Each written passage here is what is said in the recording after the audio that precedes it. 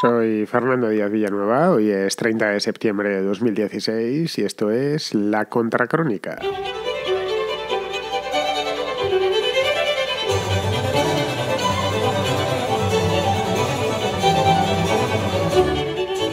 La crisis en el PSOE prosigue hacia ningún sitio porque justo 24 horas después del terremoto nada ha cambiado en Ferraz, absolutamente nada esencial quiero decir, salvo el embotellamiento de periodistas que hubo ayer por la mañana y por la tarde durante toda la jornada en la calle Ferraz de Madrid. No había quien pasase, por las aceras era imposible caminar porque no les dejaban entrar y estaban todos apiñados ahí en los dos números, en la de pares y en la de impares, y en la calle, en la calzada, pasaban los coches y todos se paraban a mirar, así que se armó un atasco de 1000 demonios. Lo de los periodistas nos dice... El follón de periodistas nos dice que algo muy gordo se tiene que estar cociendo dentro. El PSOE, la verdad es que siempre trató muy bien a la prensa, a los periodistas. Todos los periodistas hablaban bien de ellos, no solo porque fuesen más o menos socialistas, sino porque el trato que se les dispensaba en la sede a todos los periodistas era bastante bueno. Esto, yo la verdad es que desconozco a qué se debe el apagón mediático. No tengo ni idea, no puedo deciros la razón porque la desconozco. Pero sírvanos de síntoma o de toma de temperatura de lo que está pasando de puertas adentro.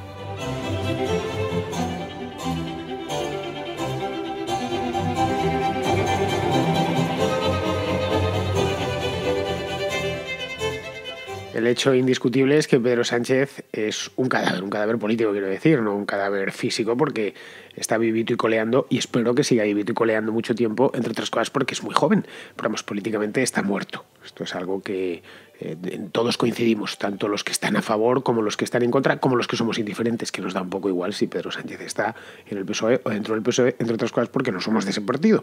Nos puede parecer una cosa o la otra, pero yo no tomo partido. El caso del Mundo, por ejemplo, Cuartango pues ha tomado un partido abierto por Pedro Sánchez, no había más que leer el editorial de ayer en El Mundo y cómo llevaban la información y cómo la enfocaban. A mí la verdad es que lo mismo da que me da lo mismo, Pedro Sánchez, Susana Díaz o Perico el de los palotes. Me limito a contar lo que hay, a hacer análisis lo mejor que puedo, intentando equilibrar todas las informaciones que obran en mi poder y filtrándolas y demás, ¿no? Bien, a Pedro Sánchez le pasa como al niño aquel del... al niño no. Al niño y al otro, no quiero adelantaros la película, como en El sexto sentido, esta película de Bruce Willis, la recordaréis, era una cosa de 15 años, que estaba muerto, pero él lo desconocía, él no tenía ni idea.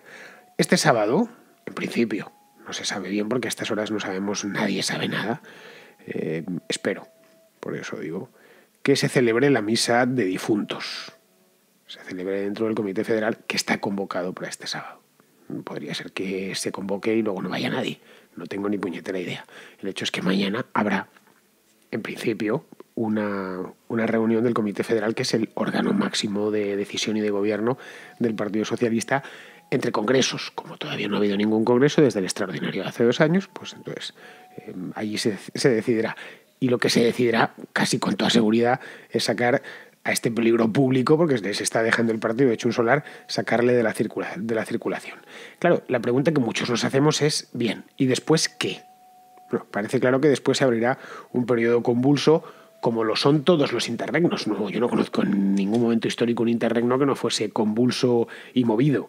En la antigua Roma, los guardias del pretorio, la guardia pretoriana, que eran los que se encargaban de la seguridad del emperador, solían liquidar a los emperadores con cierta frecuencia.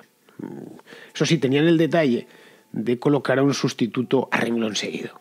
Es decir, se cargaban a uno, lo acuchillaban y sacaban al otro. Era una cosa y la otra eran sucesivas, ¿no? Tenían su propio candidato. El prefecto del pretorio llegó a ser un personaje extremadamente poderoso pues durante los siglos I, II y III. Hay un montón de emperadores que quitaron, sobre todo que quitaron, y luego otros que pusieron ellos, ¿no? Cuando asesinaron a Calígula, por ejemplo, pues los pretorianos escogieron a su sobrino, Claudio, que pasaba por allí. No sé si habéis leído la novela Yo, Claudio, de Robert Graves, pero bueno, es muy ilustrativa al respecto. Se puede ver, uno que andaba medio cojo, tartamudeaba, lo agarraron y lo hicieron emperador, y Claudio no fue mal emperador del todo. A Galba también le asesinó la guardia pretoriana poco después, creo que fue 20 años después de lo de Claudio y de lo de Calígula, sí, 20 o 30 años después, y puso a Otón, a otro emperador. Después de Otón vino Vitelio, Otón creo que se suicidó, no me hagáis mucho caso, pero creo que se suicidó. Luego vino Vitelio, que lo acuchilló el pretorio, que estaba compinchado con Vespasiano, que fue el siguiente emperador. Este duró bastante más tiempo. Vespasiano era un hombre cabal y precavido, era conocedor del poder del prefecto del pretorio y redujo la guardia. Esto los emperadores lo iban haciendo a lo largo de los 2 siguientes siglos, pues lo iban haciendo con relativa frecuencia. Y dice, bueno, a estos tipos hay que ponerles un poco de coto, porque si no nos van a terminar matando a todos. Por mucho que hiciese Vespasiano, al final no sirvió de nada, porque los pretorianos seguirían asesinando emperadores durante siglos. Pues que yo recuerde así, a bote pronto, los pretorianos se cargaron a Cómodo, se cargaron a Caracalla, a Heliogábalo y algunos más. Es decir, bueno, se puede mirar en internet, pero unos cuantos. Hago este inciso de los emperadores en Roma porque lo de Sánchez ha sido un poco conspiración al estilo romano. Es decir, la única diferencia es que al emperador en cuestión ahora lo han dejado con vida. No con vida política, pero sí con vida, es decir, todavía el corazón le sigue latiendo. Con vida, pero sin sucesor. Porque después de Sánchez nadie sabe quién viene. No, va a haber un congreso, ya bien, pero ¿quién puede venir? Nadie en el PSOE lo sabe. No es que no lo sepamos nosotros, que entraría dentro de lo razonable. Que yo no sepa quién viene después, pues es lógico, no soy militante del PSOE, no lo he sido nunca. La verdad es que en esa sede de la calle Ferraz he estado un par de veces, dentro quiero decir, por delante he pasado muchísimas veces, porque además no pilla lejos de mi casa, pero nada más. Es decir, no tengo ni idea, yo no hago vida psoita, no soy de allí ni nada por el estilo, pero es que dentro tampoco tienen ni idea.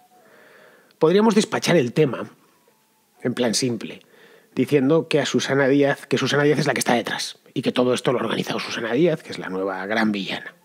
Pues claro, se quiere poner ella, que es la candidata de Felipe, ya que Felipe no se puede poner porque tiene más años que la Tana, pues ha puesto a esta mujer que está en edad de merecer, que tiene 40 años. Y bueno, pues relativamente popular, a la gente le cae bien y tal. Claro, podíamos despacharlo así, pero nos equivocaríamos.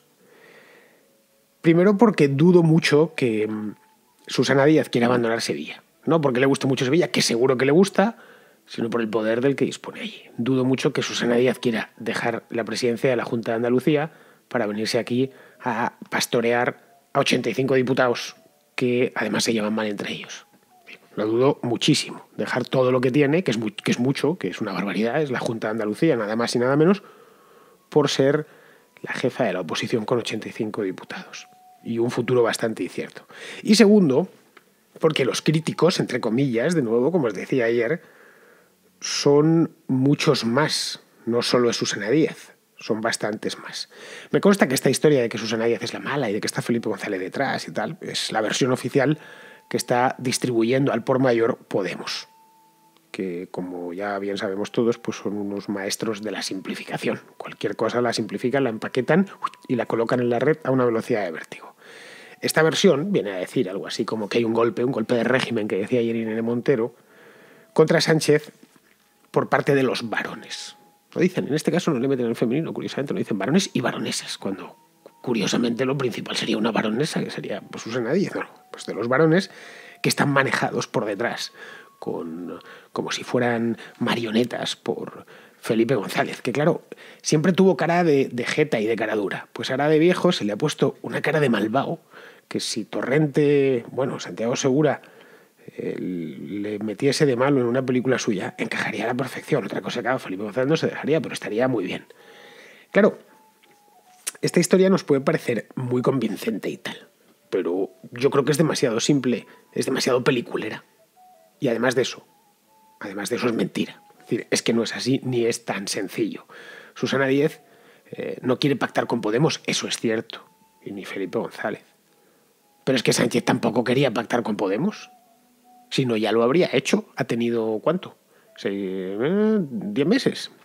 9 meses, bueno, teniendo en cuenta que empezaron. Pudo pactar con Podemos en la legislatura anterior y en esta. En esta ya de manera muchísimo haciendo contorsiones, pero por poder podía. Y en la primera, en el mes de enero, tenía grandes posibilidades. Y no lo hizo, al contrario, recurrió a Ciudadanos. Las razones por las cuales no se cerró ese pacto se escapan a la contracrónica de hoy. El pacto entre Podemos y PSOE en el mes de enero o el mes de febrero. Pero bueno, el hecho es que no lo hizo. Pero claro, es más fácil explicarlo todo pues con la dialéctica buenos-malos. con la que Podemos, por cierto, explica prácticamente todo, si no todo.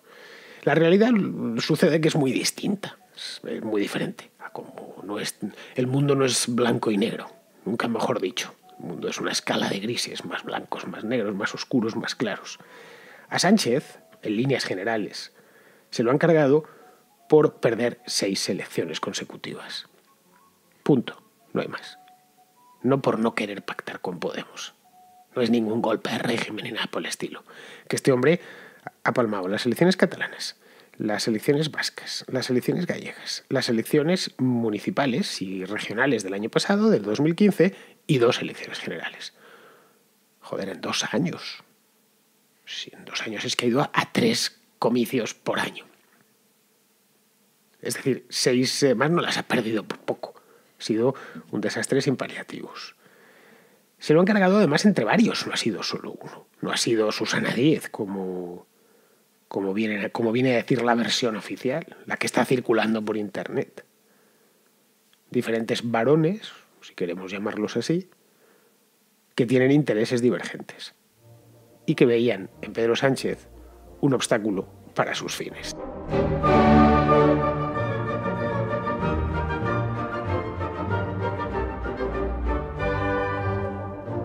Los varones de todo esto no son una especie de caciques malvados que han aparecido de la nada. Es decir, Susana Díaz no recibió el peso en herencia. Bueno, en cierto modo en herencia de otro varón, pero vamos, que no lo recibió en herencia de sus padres. No lo llevaba, yo qué sé, como el marqués de Feria o la duquesa de Alba. No, en absoluto. Es decir, aquello es una finca, pero no es una finca hereditaria. O no es hereditaria por vía sanguínea, por lo menos. Si están ahí es porque los han puesto sus militantes en sus congresos respectivos. Es decir, el Partido Socialista de Cataluña, el PSC famoso, lo maneja quienes han querido los militantes socialistas catalanes. Punto. En sus respectivos congresos y a lo largo de sus congresos. En su momento pues quisieron a Obiols, luego a Maragall, luego a la Carme Chacón, etc. Sí. Y lo mismo es extrapolable a cualquiera. A veces la Ejecutiva Federal sí se ha metido en alguna región o en alguna federación. Caso ejemplo, la de Madrid, que es otro gran desastre, el año pasado. En el año 2015, en febrero, pues sacaron el propio Pedro Sánchez a patadas a Tomás Gómez. Pero vamos, por lo general, en circunstancias normales, y si no pasa nada extraño, se autogobiernan, vamos. O sea, se ponen entre ellos, no los colocan a dedo. En principio puede haber casos puntuales, pero no es lo habitual. Yo lo siento de verdad, chicos, pero no hay conspiración. No hay una conspiración de oscuros intereses mundialistas contra la gente. Es decir, esto no es el 1% contra el 99%. Y como no es el 1% contra el 99%, pues significa que la tarta está dividida en más porciones. La pregunta, aquí hay una pregunta interesante, es ¿cuál de esas porciones es mayor? Y otra más que colgaría de esta. ¿Cuál de esas porciones se terminará saliendo con la suya? Si es que alguna porción termina prevaleciendo sobre las demás. O tienen que llegar a acuerdos, que es lo más probable por lo demás. Pedro Sánchez llegó hace 2 años, en julio de 2014. De esto nos acordamos todos porque es algo muy reciente. Con el apoyo, exactamente, lo iba a mirar, del 48% de los militantes. Y del Partido Socialista de Andalucía, que fue el que inclinó la balanza de su lado. El otro candidato era Madina y el otro Pérez Tapias, que era un andaluz. Creo, no sé si de Jaén o de Granada o por ahí. Madina tuvo el 36% y Tapias el 15%. Y al final el asunto se despachó entre Pedro Sánchez y Madina. Podríamos concluir que Sánchez fue un candidato de compromiso. Uno más. Ni el primero, ni probablemente sea el último. Ni seguramente sea el último. Como lo fue, por ejemplo, Zapatero. Claro, pero esta vez les ha salido mal. Zapatero no les salió mal. Sánchez les ha salido peor que mal, pues 6 elecciones en 2 años. De hecho, si nos vamos un poco a la historia, todos les han salido mal. Todos menos el propio Felipe González y Zapatero, que gobernó por todo esto, se ha dicho, de carambola después de las elecciones de 2004, que si no llega a pasar lo que pasó en los atentados del 11M, muy seguramente hubiera ganado Mariano Rajoy, por cierto, que ya se presentaba en aquel entonces. No quizá no con mayoría absoluta, pero hubiera ganado. Era lo que daban las encuestas ese jueves por la mañana, antes de aquella tragedia.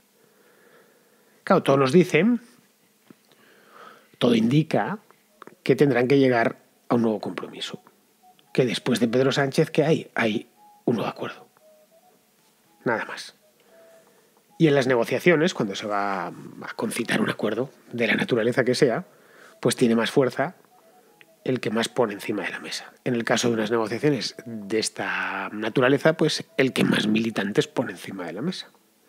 Yo no sé cuántos militantes tiene el PSOE por comunidades autónomas. De hecho, no sé ni siquiera el número exacto de cuántos militantes tiene el PSOE. Creo que ronda los 200.000, una cosa así, aproximadamente. Tiene bastantes menos que el PP. No sé, ya de allá, los que son de pago no tengo ni idea, pues serán muy pocos probablemente. Lo que sí sé, y lo sé porque lo he mirado, me he ocupado de buscarlo antes de hacer la contracrónica de hoy, es cuántos delegados hubo por cada región, por cada federación socialista, en el 38 Congreso, que se celebró en 2012, en febrero, si mal no me acuerdo, si fue en pleno invierno, poco después de las elecciones, de que Rajoy llegase al poder. Fue en Sevilla, eso sí me acuerdo a la perfección. Bien, en aquel entonces había 936 delegados enviados por las federaciones. Hubo unos cuantos más que llegaban a, no sé si llegaban a 1000, pero casi, que había unos cuantos más de esos delegados que eran nombrados por sindicatos, por tal, bueno, a través de otras vías. Directos llegados desde las delegaciones, desde las federaciones sociales, llegaron 936, la inmensa mayoría. Bien, de Andalucía llegaron 234, de Cataluña 101, de Valencia 87, es decir, oro, plata y bronce, es decir, 422. Es decir, el 46% creo que es esto, o 45%, son estas tres regiones o estas tres federaciones. Si a eso le sumamos Madrid, que envió 79 en aquel entonces, va por militantes esto. Castilla-La Mancha, que envió 58, y Extremadura, que envió 49, pues tendríamos ya 608, es decir, el 65%. Pero bueno, quedándonos con las tres principales regiones, lo que tenemos es que la mitad del PSOE son tres comunidades autónomas: Andalucía, Cataluña y Valencia. Voy más lejos.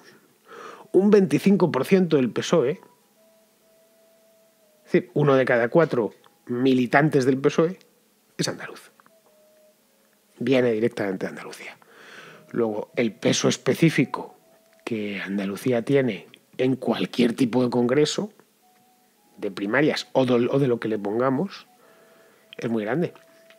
Diréis, hombre, pero ¿puede coincidir el voto de un andaluz con el voto de un catalán o el voto de un navarro? Por supuesto que sí puede. Ahora, también puede que no. Sobre todo si uno aspira pues a llevarse bien con el que manda en su región, que es a fin de cuentas donde uno quiere hacer carrera política cuando empieza. De ahí que las regiones no se vota por regiones, pero cuenta bastante. En el 38 Congreso, que es el último que se ha celebrado, el del 2014 fue extraordinario, este que os acabo de comentar, el de Sevilla, ganó Rubalcaba Chacón, ¿os acordáis? No por muchos votos, pues le ganó. Y Andalucía apoyó a Rubalcaba. Es decir, al final fueron los militantes o los delegados andaluces los que inclinaron la balanza de Rubalcaba. Si nos vamos un poco más para atrás, al año 2000, aquel congreso famoso, el 35 fue en concreto, en el que se eligió a Zapatero contra todo pronóstico, también hubo una componente de este estilo. Zapatero ganó por 9 votos. Esto recuerdo los años, las 2 legislaturas que se decía muchas veces. Decíamos, joder, este tío está aquí por 9 votos, 9 malditos votos. Pues bien, fueron solo 9 votos. El favorito en aquel congreso era Bono. Era José Bono, que estaba en la cumbre. Era joven, o ya le habíamos metido en años, por aquel entonces, presidente de Castilla-La Mancha, llevaba un montón de tiempo, tenía muy buena fama. Pero no parecía, o no les parecía bien en aquel entonces, ni al PSC, ni a los restos del guerrismo. No les parecía del todo bien. También andaba Rosa Díez por aquel entonces. Recuerdo que se presentó a aquel congreso. Bueno, la cuestión es que hubo un acuerdo y al final consiguió lo inesperado. Cisne negro totalmente, pareció Zapatero de la nada. Y ya veis lo que sucedió después, ¿no? Bien, con estos antecedentes tan inmediatos, todos dentro de este siglo, lo que nos lleva a pensar es que en el 39 Congreso, que se celebrará al paso que vamos este mismo año, que no esperarán ni al año que viene, ni a 2017, el 39 Congreso que se avecina, tendrá que haber un acuerdo. Tendrán que avenirse a un acuerdo, les guste o no les guste. Es así. Pero claro, el PSOE de ahora, PSOE de 2016, después de los batacazos electorales consecutivos, la irrupción de Podemos, etc., etc., etc., pues no es el del año 2012. Y está a años luz del PSOE del año 2000, del PSOE del 35 Congreso que puso ahí a Zapatero. No solo tiene mucho poder real, que mucho menos poder real, bastante menos poder real, sino que el poco que le queda pues está muy concentrado en ciertos lugares que es sobre los que habrá que fijar la mirada. En fin, termino ya, que se me va el tiempo como todos los días. Yo creo que con este tema, a buen entendedor, pocas palabras bastan.